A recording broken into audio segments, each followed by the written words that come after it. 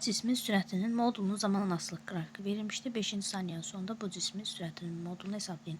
Baxırıq ki, necə hərəkəti yeniləşən hərəkətidir. Yeniləşən hərəkətin sürət düsturunu yazırıq. V bərabərdir V0 plus AT. Baxın, sıfırdan başlayıb. Deməli, başlanğıc sürət yoxdur. Onda V elə AT-yə bərabər olacaq. Gəlin biz buradan tez təcili tapaq. Çünki bərabər təcili hərəkətdir. Bütün saniyələrdə təcil eyni olacaq. A nəyə bərabərdir? V bölünsün T-yə. Baxaq, 3-cü saniyədə sürət nə qədər olub? 6 olub. Onda 6 bölün. 3-dən tapırıq ki, bizim təcilimiz 2 metr bölünsün saniyənin kvadratıdır. İndi mənə deyir 5-ci saniyənin sondakı sürəti tapın. Onda V bərabərdir AT-dən tapıram. 2 vurulsun 5. 10 metr böl saniyə C variantı tapdım. Yavaşlayan hərəkət edən maddi nöqtənin. Deməli, baxırıq trayektoriyası düz xəttdir. Deməli, hərəkət trayektoriyası düz xətt olacaq, əyri xəttli yox. Sürətin qiyməti zaman keçdikcə dəyişir. Bəli, yavaşlayan hərəkət olduğuna görə zaman keçdikcə sürət azalacaqdır. Təcil isə bərabər yavaşlayan olduğu üçün, yəni bərabər təcili hərəkətidir. Burada zaman keçdikcə təcilin qiyməti dəyişməyəcək. Cavab 106. Xətti sürəti 5 metr böl saniyə olan maddi nöqtə verilmiş radiusu çeviri üzrə hərəkət edir. Dövr etmə periodu 2 saniyə olan bu maddi nöqtənin 4 tam dövr ərzində getdiyi yol. Birinciyə gəlin. Yol nədir? VT-dir də. Mən V-ni bilirəm, amma T-ni bilmirəm. T-ni hardan tapacağım? Baxın, mənə T verilib, yəni period və N tezlik verilib. Periodun düsturunu tez xatırlayıram. Nəyə bərabərdir? Kiçik T böl N. Buradan gəlin zamanı, yəni T-ni tapaq. T vurulsun N. Olacaq periodum 2, dövrlərin sayı da 4-dür. Olacaq 8. Gətirirəm, bax, burada yerinə yazıram. Sürətim 5-dir. T də 8-dir. Onda olacaq nə qədər? 40 metr. Çeviri üzrə bərabər sürətli hərəkətlərdə dövrətmə tezliyinin çevirən radiusunun asılılıq diaqramı verilibdir. Hansı nöqtə xətti sürətinin ən böyük qiymətinə uyğundur? Xətti sürətinin tezliklə olan düsturunu xatırlayıram. V nəyə bərabərdir? 2πr/n. İndi bax, deyir ki, xətti sürətin ən böyük qiymətinə uyğundur. 2π onsuz da bilirik ki, sabitdir də. Bax, V-nin ən böyük olması üçün V R-lə də, N-lə də düz asılıdır. Onda N-in də ən böyük qiymətini götürməliyim. R-in də ən böyük qiymətini götürməliyim. Ki, baxaq, R-in ən böyüyünü işarələdik. N-in də ən böyüyünü işarələdik. Harda kəsişdi? 2-də kəsişdi. Ona görə cavab olacaq B variantı. Maddi nöqtəyə bir dəst xətt boyunca əks istiqamətlərdə yönəlmiş F1 və F2 qüvvələri tətbiq olunmuşdur. Qüvvələrin əvəzləyicisi 5 Newton və F1 3 Newton olarsa F2 qüvvəsinin modulunu tapın. Bax, bir dəst xətt boyunca baxın.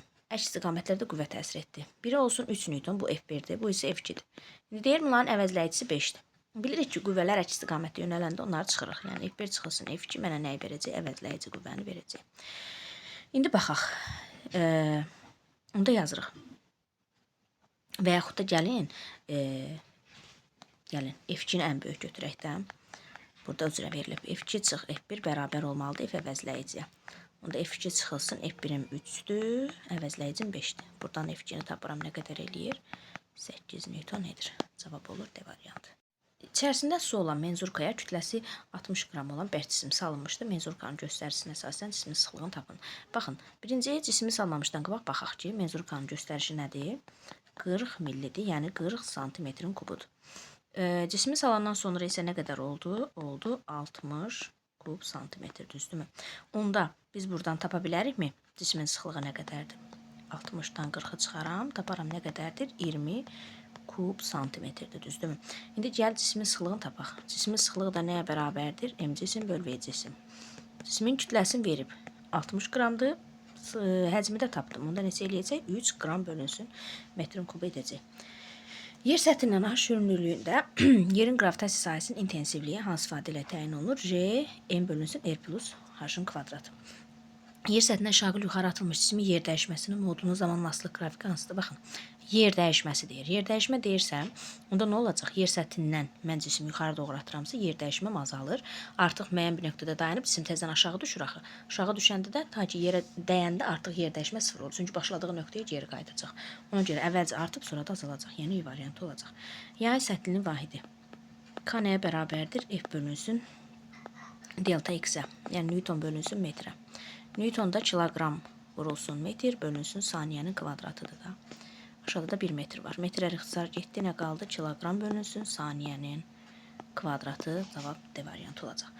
Masa üzərində sürüşən M1 cismi ilə səth arasında sürtünmə əmsalı 0,5 olarsa, bu cismin təcilinin modulunu hesablayın. Bax, əks istiqamətdə bir sürtünmə qüvvəsi təsir edir. O da μ M1J-dir.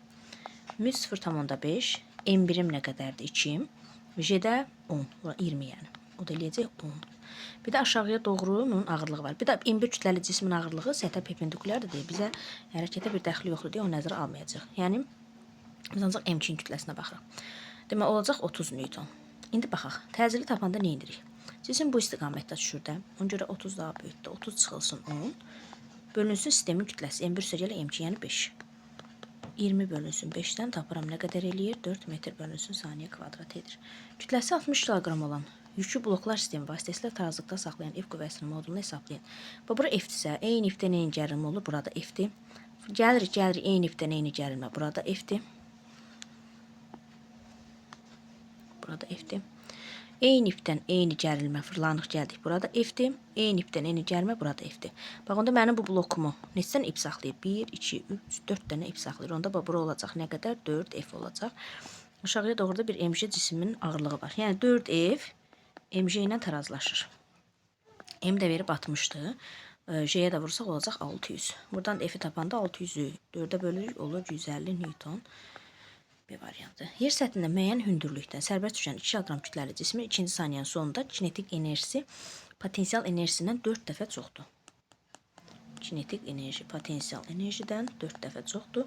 Tam mexaniki enerjini məndən soruşur. Baxın, deyir ki, bu cisim sərbəst düşür. Sərbəst düşürsə başlanğıc sürəti yoxdur. Onda 2-ci saniyənin sonunda sürəti V bərabərdir. V0 plus JT-dən. V0 gedir 0-a, onda qalır JT. Yəni V JT-yə bərabərdir. 2-ci saniyənin sonunda sürətini tapaq. J 10-dur. Olacaq V nə qədər? 20 metr bölünsün saniyə. Onda kinetik enerjimizi tapaq. Kinetik enerji də nəyə bərabərdir? MV kvadratı bölünsün 2-yə. Mənim kütləm 2, sürətim də 20. Kvadratı olacaq 400, aşağıda da bir 2. 2'lər ixtisar gedir, nə qalır? 400. Mən nəyi tapdım? Kinetik enerjimi tapdım. İndi gətirək burada qoyaq yerinə. Kinetik enerji 400 bölünsün Y potensial bərabərdir 4'ə. Buradan tapıram ki, mənim potensial enerjim nə qədərdir? 100 Joule'a bərabərdir. Məndən tam mexanik enerjini soruşur da, düzdürmü? Bunda tam mexanik enerji nəyə bərabərdir? Bilirik ki, kinetik və potensial enerjilərin cəminə. Yəni 100 üstə gələk 400 mənə verəcək 500'ü. Cavab C variantı olacaq. 20 Newton dartı qüvvəsinin təsiri ilə düz xətli bərabər sürətlə hərəkət edən cismi sürtünmə qüvvəsinin 5 metr yolda gördüyü iş. Baxın. Baxaq, gəlin bu qüvvəni proyeksiya ayıraq. Bucağa bitişik olan olacaq F kosinus alfa, digəri olacaq F sinus alfa. Amma hərəkəti, cismi hərəkətə gətirən F kosinusdur. Yəni biz ona görə F sinusu nəzərə almayacağıq. Deməli, bərabər sürətlə hərəkət etdiyinə görə, onda mənim sürtünmə qüvvəmdən F kosinus alfa nə olmalıdır? Tarazlaşmalıdır. Şimdi cisim bərabər sürətlə hərəkət etsin. F 20'dir, kosinus da 0,8 alır. Olacaq nə qədər? 16 Newton. İndi deyir ki, 5 metr yolda görülən iş. Onda nə edirəm? F sürtünmə qüvvəmi vururam S gedilən yola. Yəni 16'nı vururam 5'ə. Mənə nəyi verir? 80'i verir. C variantı. Hansı cihaz vasitəsilə riyazi rəqqasının rəqs periodunu təyin edə bilərik? Yəni düsturu yazaq. 2 pi kök altında L bölünsün J'yə. Yəni mən ancaq xəttkeşdən istifadə edərək periodu təyin edə bilərəm. Harmonik rəqs edən cismi koordinatının zaman asılı qrafiki verilib, rəqs periodu T və rəqs amplitudunu müəyyən edir. Period nədir? Sanki belə düşünün ki, bir qazandı, bu da qapağıdır. Gəldi 8 saniyə mənim nəyim oldu? Periodum oldu. Amplitud isə tarazlıqdan maksimum uzaqlaşmadır. Yəni nə qədərdir? Baxın 3. Deməli 3 metrdə mənim nəyimdir? Amplitudum, cavab C variantı. Gəmidən dərinliyi 6 kilometr olan dənizin dibinə suda yayılma sürəti 1500 metr bölü saniyə olan ultrasəs siqnalı göndərilir. Bu səs siqnalının göndərilmə və qəbul olunma anları arasında vaxtı hesablayın.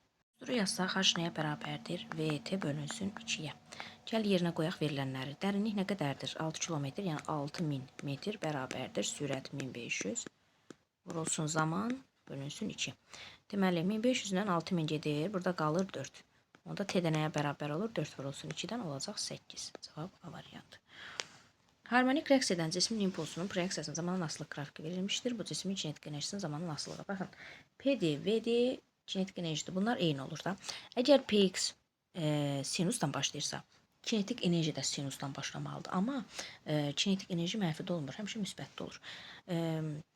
Ona görə cavab olacaq C variantı. Və yaxud başqa cür desək, Px nəyə bərabərdir? Mənfi P sinus omega T'yə. Pm sinus omega T'yə. Və kinetik enerji də nəyə bərabərdir? P kvadratı bölünsün 2m. Gətirsək yerinə qoysaq olacaq P maksimal kvadratı sinus kvadratı omega t bölünsün 2-yə. 2m. P maksimal kvadrat bölü 2m də mənə nəyi verir? Kinetik enerjini verir. Onda yazıram y. Kinetik enerjinin maksimumu daha doğrusu verir. O da tam enerjidir. Tam enerji vurulsun sinus kvadratı omega t. Bu da C variantına uyğun olacaq. Suda üzən cisimlərin sıxlıqlarının ρ1 bölü ρ2 nisbətini tapın. Bax, suda üzürsə, onda mənim ağırlıq qüvvəm Arximed qüvvəmlə nə olmalıdır? Tarazlaşmalıdır. Bunu gəlin yazaq. Arximed qüvvəsi ρ V batan J bərabərdir. M-in də yerinə ρ cisim, V cisim, J yazıram. J-lər ixtisar getsə nə qalır? Elə ρ V batan bərabər olmalıdır ρ cisim, V cisimə. Gəl birinci cisim üçün bunu tətbiq eləyək. Birinci üçün. İndi baxaq. ρ batan həcm nə qədərdir? Baxın, V-si batıb da. V bərabərdir. Rho cismin ümumi sıxlığı nə qədərdir? Elə ρ1 yazaq onu, gəlin. ρ1 və yaxud ρ1 cisim yazaq, vurulsun və cismin ümumi həcmi nə qədərdir? 2V-dir. V-lər ixtisar getsin, onda ρ1 V-lər ixtisar getsin, onda ρ1 cisim nəyə bərabər olacaq? ρ bölünsün 2-yə. İndi gəl, ikinci cisim üçün bunu tətbiq eləyək. Onda yazırıq ρ vurulsun. Batan həcm nə qədərdir? V bərabərdir. ρ2 cisim. Cisim ümumi həcmi nə qədərdir? 3V'dir. Onda V-lər ixtisar getsə, ρ2 cisim nəyə bərabər olur? ρ bölünsün 3-ə. Onda ρ1 bölü ρ2 nisbətini tapsaq, ρ1 bölü ρ2 nisbətini tapsaq, ρ1 nəyə bərabərdir? ρ bölünsün 2. ρ cisim isə ρ bölünsün 3. ρ-lər ixtisar getdi, 3 bölünsün 2. Düzgün cavab olur. Baxaq digər suala. Hidrolik maşında sahəsi 50 kvadrat santimetr olan kiçik porşinə təsir edən qüvvə 80 Newtondur. Tarazlıq halında 200 kvadrat santimetr olan böyük porşinə təsir edən qüvvə. Hidrolik maşında necədir? F1 bölü S1 bərabər olmalıdır. F2 bölünsün S2-yə. Təzyiqlər bərabər olur da hər iki tərəfdə. Yazırıq. 80 bölünsün 50 bərabər olmalıdır. F2 bölünsün 200-ə. Buradan F2-ni tapaq. 80 vurulsun 200 bölünsün 50. İxtisar getdi. Deməli, bura 40 qaldı. 40-ı da 8-ə vuranda olacaq 320 Newton. Cavab A variantı olacaq. İndi baxaq 50-yə. 7 Selsi temperaturda 4 litr həcmli balondakı 0,2 mol ideal qazın təzyiqini hesablayın. Gəlin hesablayaq. Baxaq. Bizə Selsi ilə verib, gəlin Kelvinə keçirdək. Kelvinə keçirdəndə nə edirik? Üzərinə 273 gəlirik. Onda neçə eləyəcək? 300 Kelvin edəcək. Həcmi də mənə verib 4 litr. 4 litrdə 4 vurulsun, 10 üstündə mənfi 3 kubmetr edir. Nünü də bizə verib nə qədər? 0,2 mol. Erdə 8 joule bölünsün, mol vurulsun Kelvin. Düzdürmü? İdeal qazın hal tənliyi yazsaq. PV nəyə bərabərdir? Nü-RT-yə. Təzyiqi soruşur. P bərabərdir. Nü-RT bölünsün V-yə. Nü 0,2. 2 vurulsun 10 üstü mənfi 2 kimi yazıram. Vurulsun 8. Temperaturda 300'dür. 3 vur 10 üstü 2 kimi yazsam. V-nin yerinə də 4 vur 10 üstü mənfi 3 yazıram. Müsbət 2, 10 üstü müsbət 2, 10 üstü mənfi 2 ixtisar getdi. 4 ilə də 8 getdi. Nə qaldı? Burada qaldı 2. Deməli 2 vurulsun 4. Daha doğrusu 2 vurulsun 2, 4. 3'ə də vuranda 12. 12 aşağıda da 10 üstü mənfi 3 qalıb. O da yuxarı müsbətlə çıxsa 12, 10 üstündə 3. Bu da nəyi verir? 12 kilopaskalı verir. Yəni C variantı. Gəl baxaq 51-ci sualı. Sabit temperaturda ideal qazın daxili enerjisinin onun kütləsinin asılılıq qrafiki hansıdır? Bu nəyə bərabərdir? Daxili enerji 2-də 3 M bölünsün M RT. İndi bax, deyir ki, molyar kütlə sabitdir. Sonra sabit temperaturda. Temperatur sabit, R onsuz da sabitdir. Onda U M-lə necə asılı olacaq? Düz mütənasib asılı olacaq. Verilmiş kütləli ideal qazın izobar genişlənmə və izoxar qızma prosesləri üçün eylən Venn diaqramında uyğun bətləri müəyyənləşdirin. Baxın, birinci izobardır. PV bərabərdir T-yə. Onda tez izobardırsa P-ni işarələyək. Genişlənmə olduğuna görə V artır, T də artır. Onda baxaq, temperatur artır. Gəlin birinci izoxorda yazaq. PV bərabərdir T-yə. İzoxordsa V sabitdir. Qızım olduğuna görə temperatur artır və P də artır. Onda deyir ki, temperatur artır. Onda hər ikisində temperatur artacaq. Qazın sıxlığı azalır. Baxın, izoxor prosesdə V dəyişmir. V dəyişmir deyə izoxor qızmada sıxlıq da dəyişmir. Ona görə 2 gedəcək bura. Sıxlıq azalır. Baxın. İzobar prosesdə V artır. V artırsa sıxlıqla V tərs müsahasbasıdır. Sıxlıq azalmalıdır. Bir də getdi bura. Təzyiq dəyişmir. Təzyiq dəyişmir əlbəttə ki, izobar prosesdə. 1, 4, 2, 3. 7 getdi, baxın bura. Sıxlığı mayenin sıxlığından. Cismin müəyyən hissəsi maye batmaqla onun səthində üzür. Kiçik olursa, cismin sıxlığı daha kiçik olursa mayenin səthində üzür. Sıxlığı mayenin sıxlığına bərabər olan cismin həmin mayenin daxilində ixtiyari dərinlikdə üzə bilir. Bir getdi bura. Mayedə üzən cismə təsir edən Arximed qüvvəsi üzürsə ağırlıq qüvvəsinə bərabərdir. Sonra sıxlığı mayenin sıxlığından böyük olan 3 getdi bura. Böyük olan cisim mayedə batır. Mayedə batmış cismin çəkisi onun vakuumdakı çəkisindən Arximed qüvvəsi qədər deməli az olur. 4 də getdi bura. Suda batmış 5 kiloqram kütləli cismin sudakı çəkisi mayedəki çəkisi nə qədərdir? 20-dir. Sıxışdırıb çıxardığı suyun çəkisi.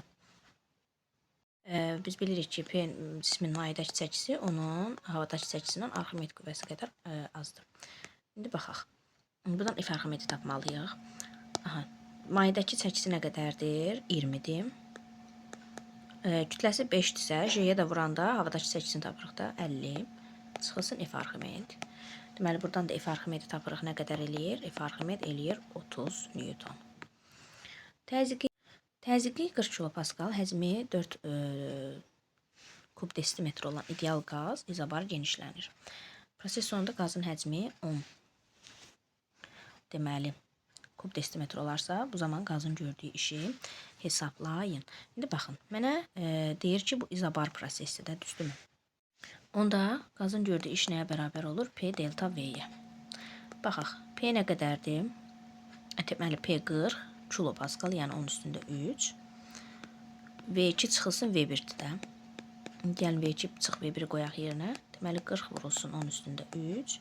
V2 nə qədərdir? 10 kub desimetr. Onu da kub metrə çevirəndə olacaq 10 üstündə mənfi 3. Çıxılsın 4 vurulsun 10 üstündə mənfi 3. Bərabərdir. 40 vurulsun 10 üstündə 3. Deməli, burada eləyəcək 6 vurulsun 10 üstündə mənfi 3. Mənfi 3, müsbət 3 10 üstü getdilər. 40-ı da vuranda 6 olacaq 240 joule. Hansı qrafiklər verilmiş kütləli ideal qaz üzərində gedən izotermik prosesə uyğundur? İzotermik isə T konstant olmalıdır.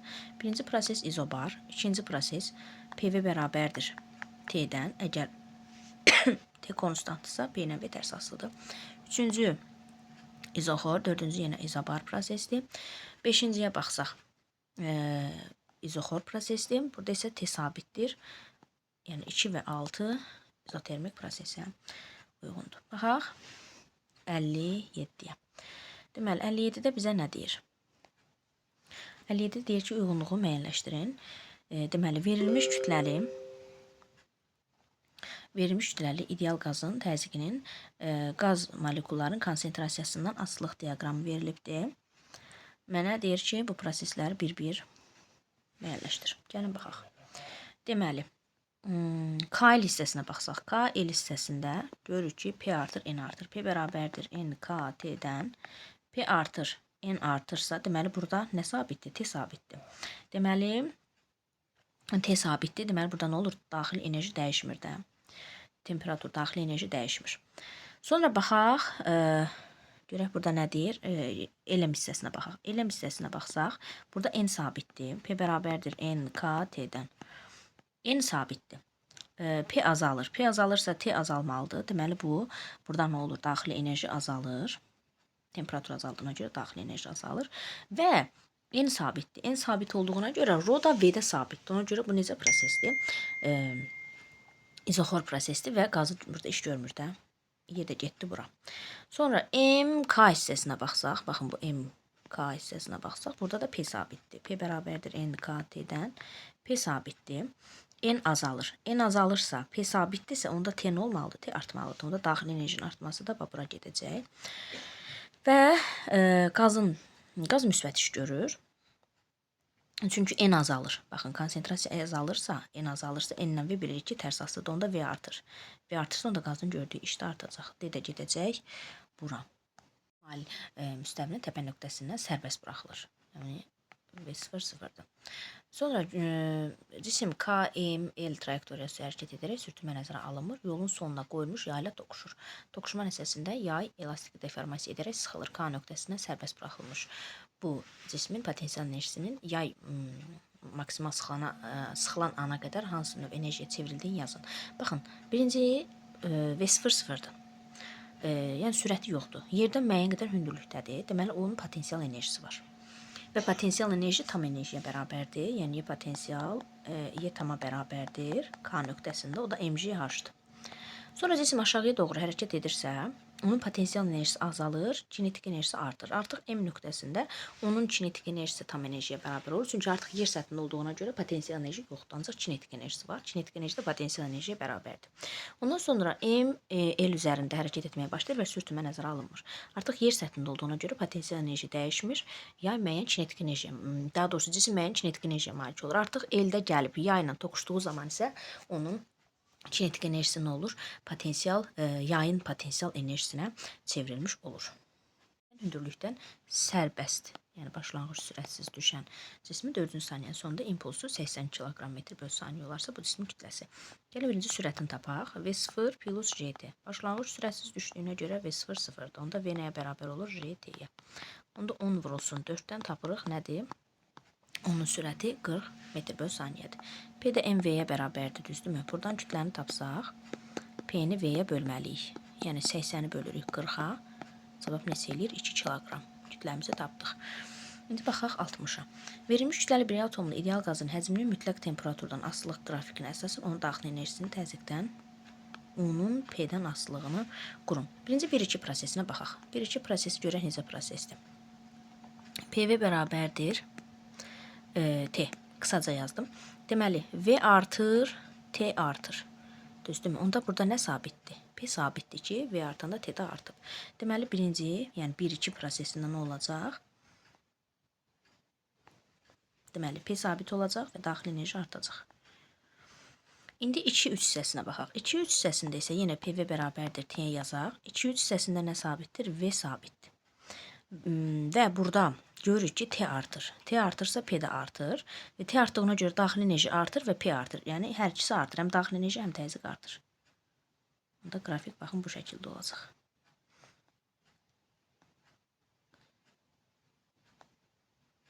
Bu şəkildə.